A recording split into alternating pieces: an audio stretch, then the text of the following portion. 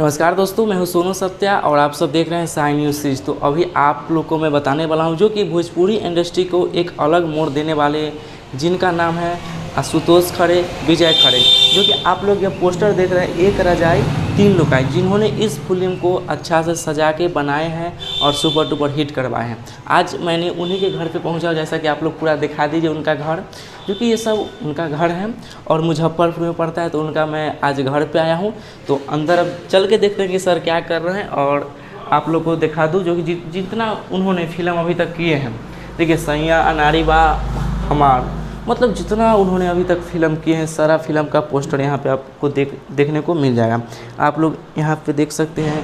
फिर बैक में थोड़ा सा आप दिखला दीजिए, जो कि आप इधर देखिए, एक रजाई तीन लुगाई, बहुत सारा सैया, अनारी बा हमार, जुग जुग जिया मोरे लाल, बहुत ऐसा कलाकार है, 250-300 और दुल्हन जाए पाकिस्तान से बहुत सारा फिल्म का इन्होंने निर्माण किए हैं, जो कि आज मैं उनके घर पे पहुंचने का सौभाग्य प्राप्त हुआ।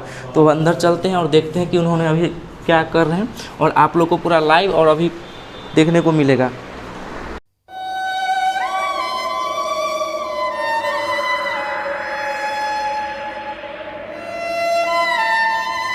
सर, आज पिताजी के साथ आप बैठे हुए कैसा फील कर रहे हैं? साई न्यूज़ सीरीज़ देखने वाले, सुनने वाले तमाम श्रोता, सभी ऑडियंस को मेरा प्यार भरा नमस्कार।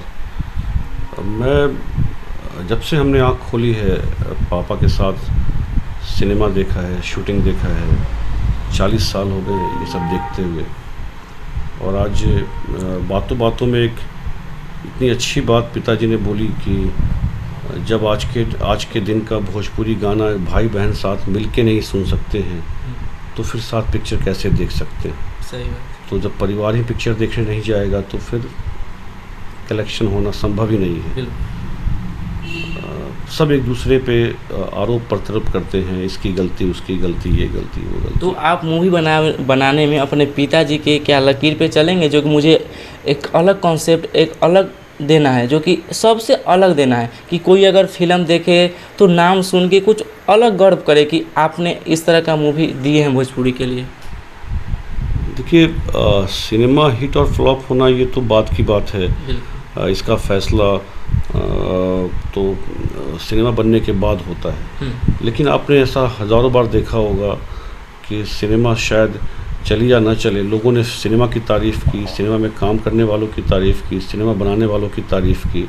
और ये तारीफ़ भी एक तरह का कामयाबी, सक्सेस ही है, काम की तारीफ़ हो। तो मैं कभी भी सिनेमा बनाने से पहले ये नहीं सोचता हूँ कि मैं सुपरहिट फिल्म बनाऊँ। मैं यही सोचता हूँ कि मेरे ऑडियंस को, मेरा समाज, चूँकि हम बिहार की मिट्टी से जुड़े हैं, बिहारी दर्शकों को समझते हैं, भोजपुरी दर्शकों को अच्छी तरह समझते हैं। तो मैं अपने हर सीन, चूँकि मैं एक राइटर भी खुद हूँ, अपनी फिल्म लिखता भी हूँ, तो हर सीन लिखने से पहले मेरे जहन में मेरा ऑडियंस होता है। जो मैं सीन लिख रहा हूँ, क्या वो ऑडियंस इसको समझ पाएंगे, क्या वो पचा पाएंगे, क्या उनको अच्छा लगेगा, तो ही मैं सीन लिखता हूँ। तो एक अच्छी फिल्म, एक अच्छा कंटेंट, मैं कंपटीशन नहीं करता हूँ कि मेरी फिल्म इतना बिजनेस करे। मैं ये सोचता हूँ कि मेरी फिल्म दर्शकों को अच्छी लगे, क्योंकि मेरी हर फिल्म के साथ मेरे पिताजी का नाम जुड़ा है, पिताजी के एक्टिंग एकेडमी का नाम जुड़ा है। तो ये बहुत ज़रूरी है कि दर्शक उसको पसंद करें, और दर्शक जब वाह बोलते हैं तो असली कमाई वही है। और इसीलिए शायद मैं इतनी सारी फिल्में बना रहा हूँ, बना पाता हूँ। मेरे साथ मेरे मित्र, मेरे दोस्त, मेरे सारे लोग जुड़े हैं, मेरे पार्टनर्स जुड़े हैं। और सिनेमा हॉल, फिल्म से पैसे आते हैं, फिल्म से, भोजपुरी फिल्म से बहुत पैसे आते हैं। नॉर्थ इंडिया में हिंदी के बाद सबसे ज़्यादा देखे जाने वाली अगर कोई लैंग्वेज की फ़िल्म है तो भोजपुरी है। बशर्ते आपको ये ध्यान रखना होगा कि जो पैसे आ रहे हैं वो सही तरीके से आएँ, सही फिल्मों से आएँ और ज़्यादा आएँ। जैसे पिताजी ने बोला कि ट्रक भर के लेडीज आती थी सिनेमा देखने, अच्छे सिनेमा हॉल्स थे, बैलगाड़ी से आते थे, बैलगाड़ी से आते थे, और एडवांस बुकिंग होता था और ये सब होता था। तो ये सब अच्छी फिल्मों के लिए होता था। जब अच्छी फिल्में बनेंगी, और अच्छी फिल्म सबको लगता है, हर डायरेक्टर को लगता है, हर प्रोड्यूसर को लगता है कि वो अच्छी फिल्म बना रहा है। कोई भी जानबूझ के गंदगी, जो लोग नोन लोग हैं, जो इस्टेब्लिश लोग हैं, उन्होंने गंदगी उनका प्रॉब्लम क्या है, वो गंदगी फैलाने के बाद इस्टेब्लिश हो गए हैं। बिल्कुल। अब वो तौबा कर रहे हैं, क्योंकि अब उनका घर भर गया है पैसों से, उनका घर भर गया है उनका मान सम्मान से। लेकिन ये गंदगी के पीछे वही लोग हैं जो आज तौबा कर रहे हैं, जो आज ये ऑडियंस को बोल रहे हैं कि हम साफ़ सुथरी फिल्म बनाएंगे, आप आइए। तो अगर आप पहले ही साफ़ सुथरा काम किए होते तो आज आपको बुलाने की ज़रूरत ही नहीं पड़ती। तो खैर, जो कोई भी है अपना अपना काम करता है, मुझे दूसरे से कोई मतलब नहीं है। मैं अच्छा काम। आपसे एक चीज़ और पूछना चाहेंगे, जितना लोग चाहते हैं कि साउथ का मूवी देखना पसंद करते हैं, उतना मूवी हमारे भोजपुरी मूवी को क्यों नहीं देखना पसंद करते हैं? देखिए, साउथ की फिल्मों में का एक ख़ास बात यह है कि हर फिल्म की कहानी अलग होती है, हर फिल्म नई फिल्म होती है। आप साउथ की कोई पिक्चर भी देख लीजिए, चाहे वो 20 साल पुरानी हो या आज की हो, आपको एक जैसे फिल्म कोई दिखेगी ही नहीं। भोजपुरी का विडंबना ये है कि भोजपुरी की कहानी पिछले 20 सालों से एक ही थी। गरीब लड़का, अमीर हीरोइन, एमएलए की बेटी को चुम्मा ले लेगा, निरहुआ रिक्शा वाला हिट हो जाना। तो इसी फिलॉसफी पे चल रही थी, गांव का एक ठाकुर, गांव का एक ज़मींदार। और लोग भी जो आ रहे थे, आ रहे हैं, वो लोग भी लकीर के फ़कीर हैं। तो पूरी भोजपुरी इंडस्ट्री जो चल रही थी, उसके लिए सिर्फ एक ही शब्द, एक ही लाइन है मेरे पास कि अल्लाह मेहरबान तो गधा पहलवान। ये इस लाइन पे भोजपुरी इंडस्ट्री पिछले 15-20 वर्षों से चल रही थी। पिताजी के टाइम पे 20 साल पहले जो फिल्म बनती थी, ये लोग मेहनत करते थे, सालों साल आम के बगीचे में बैठ के महीनों गाना लिखा करते थे। मैंने तो अपनी आंखों से देखा है, ब्रजकिशोर दुबे अंकल थे, वो गाना लिखते थे, उत्तम सिंह जी थे, म्यूजिक डायरेक्टर थे, पद्मा खन्ना आंटी थी, शूटिंग चलती थी, film diamond jubilee, golden jubilee होती थी। करीब 40-50 फिल्में ऐसी हैं बाबूजी की जिसमें मैं खुद बचपन में 100 डेज़ में बैठा हूँ। 100 डेज़। आजकल मैं कल ही मैं एक न्यूज़ देख रहा था फेसबुक पे, फिल्म पवन जी की फिल्म थी मेरा भारत महान, और मुझे बहुत तकलीफ़ हुई कि उनके पोस्ट से ये पोस्ट किया गया संयुक्त तीसरा सप्ताह। ये शर्म की बात है संयुक्त तीसरा सप्ताह लिखना, क्योंकि संयुक्त क्या होता है? एक सिनेमा हॉल में 3 सप्ताह चले फिल्म तो उसको बोलते हैं तीसरा सप्ताह। संयुक्त 50वां दिवस, संयुक्त 100वां दिवस।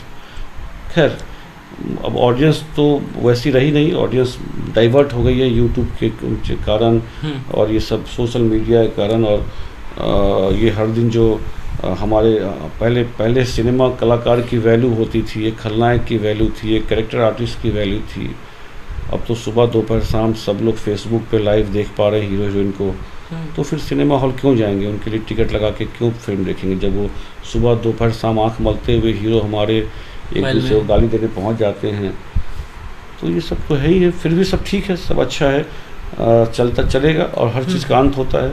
मैं अपना काम कर रहा हूँ, अच्छी फिल्में बना रहा हूँ, ये इसलिए बोल पाता हूँ क्योंकि दर्शक पसंद करती है सिनेमा को। और सर, इतना हम आपसे जानना चाहेंगे, आशुतोष खरे, विजय खरे एक बहुत बड़ा नाम है जो कि आपको as a audience director producer के रूप में देखते हैं, लेकिन बहुत सारे मूवी में आपको विलन के रूप में भी देखते हैं, एक्टर के रूप में भी देखते हैं। तो क्या आपका अंदर से चॉइस था कि मुझे मूवी में काम ही करना है? या बिल्कुल मेरे फादर पहले कलाकार हैं, बाद में एक निर्माता हैं। तो मैं एज ए हीरो मैंने फिल्म किया है। मेरी पहली फिल्म एज ए हीरो 2008 में आई थी, चूँकि मेरे फादर खलनायक की भूमिका करते थे और मुझे ऐसा लगा कि मैं भी खलनायक बनूं। तो बहुत सारी फिल्म एज ए विलन मैंने किया, लेकिन समाज के लिए कुछ करना, अपने गांव के लिए कुछ करना, जैसे कि मेरे पिताजी ने बताया कि हम लोगों ने बहुत सारा काम किया है। जो बच्चे हीरो बनना चाहते हैं, बॉम्बे जाना चाहते हैं, उनके लिए एक्टिंग एकेडमी की स्थापना की।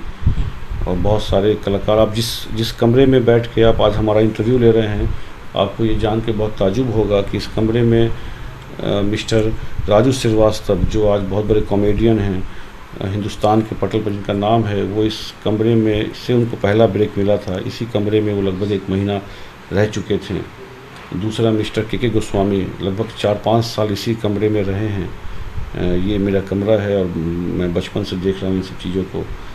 ऐसे बहुत सारे लोग। उत्तर बिहार में सिनेमा का मतलब ही था सिर्फ विजय खरे, फिल्में यहीं बनती थी, यहीं मुंबई जाने का रास्ता यही था आज से 20-25-30 साल पहले, तो लोग यहीं आते थे और बहुत सारे लोग आज काम कर रहे हैं। मुझे बहुत लोग मुंबई में मिलते हैं, बहुत सारे लोग। अभी कुछ दिनों पहले मैं एक जगह बैठा था तो ऑडियो लैब है हमारा, बहुत बड़ा लैब है सिनेमा, भोजपुरी सिनेमा इंडस्ट्री का, उसके जो मालिक हैं वो मुझसे मिलने उस रेस्टोरेंट में, क्या विजय जी के लड़के हैं, और उन्होंने बताया कि 30 साल पहले आपके पिताजी ने मुझे पहला ब्रेक दिया था एज ए रिकॉर्डिस्ट एक फ़िल्म में।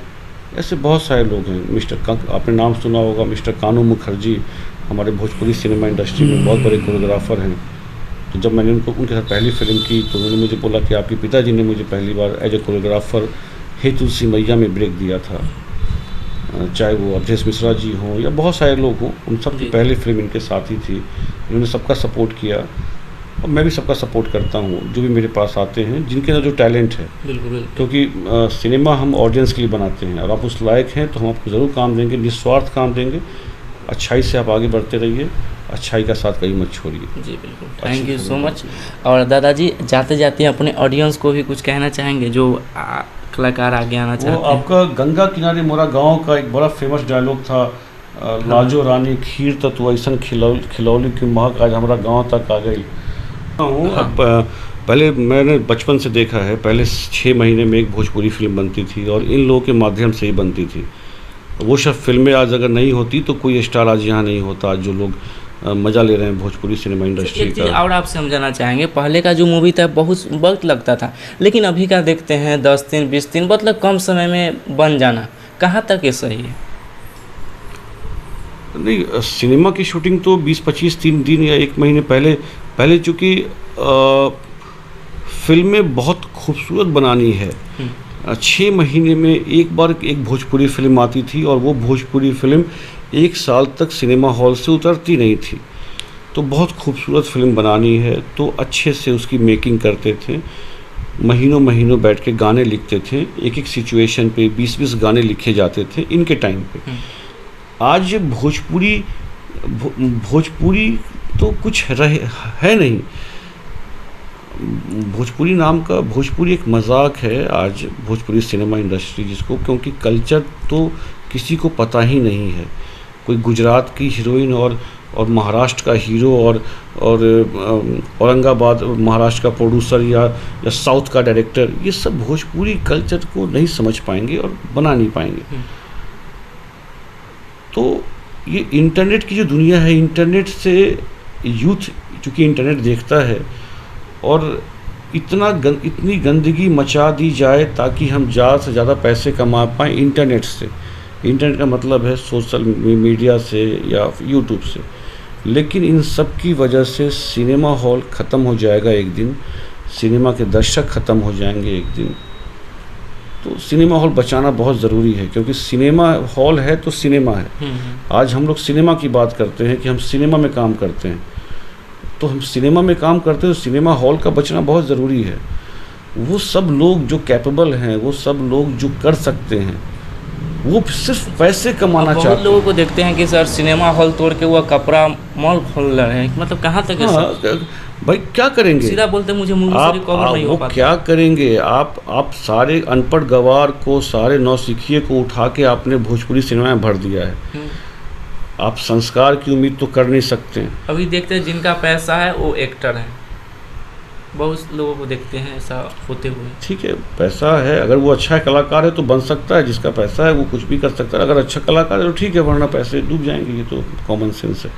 लेकिन जो लोगों ने आज वो लोग झंडा उठाए हैं, आज वो लोग नेता अभिनेता का झंडा उठा के घूम रहे हैं कि मैं बहुत बड़ा नेता हूँ, तो मैं बता दूं कि भोजपुरी सिनेमा को बर्बाद करने में उन लोगों का ही सबसे बड़ा हाथ है, क्योंकि उनके पास वक्त था, निकलने से पहले वक्त था, निकलने के बाद भी वक्त था, लेकिन उन लोगों ने कुछ नहीं किया सिवाय एक काम के कि मैं कैसे ज़्यादा पैसे कमाऊं।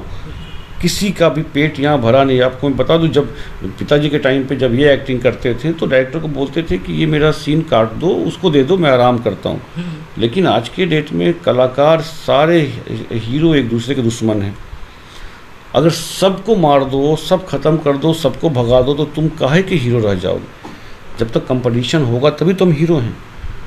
तो कभी कभी तो बहुत तकलीफ़ होती है कि ये कौन लोग हैं, ये कौन, किस दुनिया में, ये कैसी इंडस्ट्री है। लेकिन इसमें भी अच्छे लोग हैं, इसमें भी पुराने लोग हैं, जिसकी वजह से ये सिनेमा इंडस्ट्री चल रही है। इसमें भी लोग हैं, जैसा कि आप बोलते हैं कि आप लोग अगर हमको अच्छा समझते हैं, तो हम जैसे और भी लोग हैं जो कलाकारों को काम देते हैं, सिर्फ मैं ही नहीं हूँ, और भी लोग हैं, तो शायद अच्छे लोग हैं। और उम्मीद है कि हर रात के बाद सुबह होती है और ये लोग की भी कहानी ख़त्म होगी। आप अगर किसी भी को स्टार बनाते हैं तो स्टार का मतलब सिर्फ ये नहीं होता है कि वो अच्छा लुकिंग हो, अच्छे संस्कार होने चाहिए उसके अंदर। आप साउथ इंडिया की बात करते हैं, आप वो पिक्चर देखिए, वो हीरो का संस्कार देखिए, वो हीरो का बात करने का तरीका देखिए। और आप अगर भोजपुरी में किसी को स्टार बनाए हैं तो सिंपल सी बात है कि आप भी उसी के जैसे हैं, इसीलिए आप वैसे को स्टार बनाए हैं। तो आप वैसे ही हैं, जैसा प्रजा है वैसे ही राजा है।